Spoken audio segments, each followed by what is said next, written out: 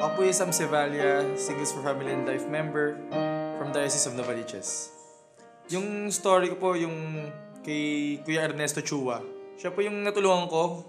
Nakita ko po siya sa footbridge sa may Trinoma po. Ang nangyari po nun, napansin ko po yung sugat niya. Kaya ko po siya tinulungan.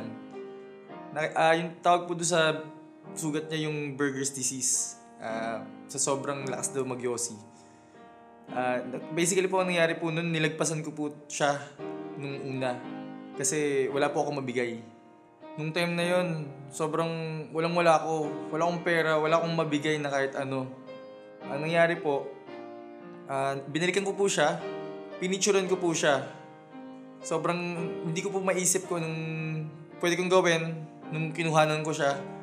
Pag uwi ko po sa bahay, hindi ko talaga alam kung anong pwede kong gawin.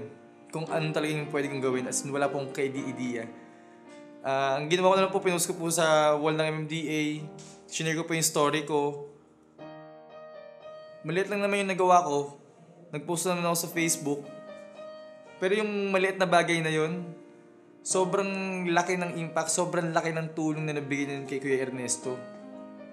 Dahil sa maliliit na bagay na ginagawa mo, lumalaki to dahil sa ating pananampalataya.